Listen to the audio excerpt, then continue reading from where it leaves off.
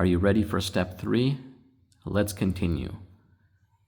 We already have this part done. If you've watched video number 2, you will see that we flipped the cube.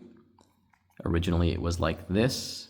We flipped it over and we're ready to roll. But keep in mind also that we have everything in the correct spots. Everything lines up right here. Look at this. Red, blue, blue, red. So that's good. And these line up. And they don't have to match perfectly. I just said this was fantastic. That's good enough. Of course, this is good enough. This is good enough. Green, orange, green, orange.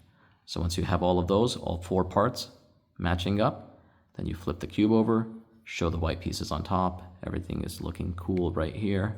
And we're ready to do the last step. Okay.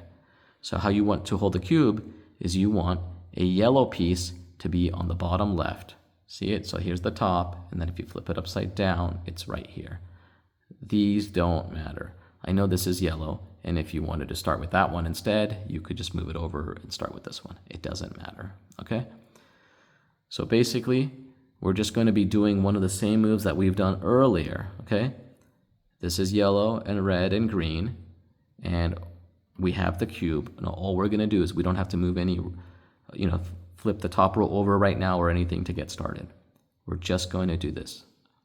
Up, over, down, back. Up, over, down, back. Up, over, down, back. Up, over, down, back. I saw that these two are matching. Let me just check that these are matching. They are. Great. So now what we're going to do, unlike earlier in the video where we moved the whole cube over, we're not going to do that. We have to move the bottom over once. Okay? And look, this happens to be done already, so we don't have to worry about it, okay? We want to have a neighbor that's not looking good. Let's go over once more. This doesn't look good, okay? So let's just focus on that.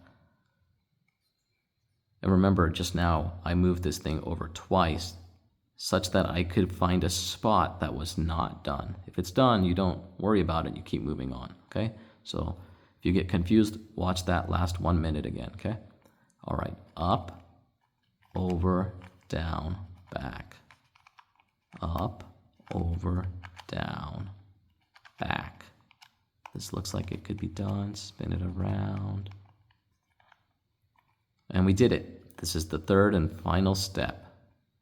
So the hardest part really about the 2x2 is knowing where the reference point should be, which piece you're working on, and what you're trying to accomplish. And how do you tell if everything is in the correct spot before you do the move? The move itself is actually easy, but just knowing that you have it set up correctly is the hardest part.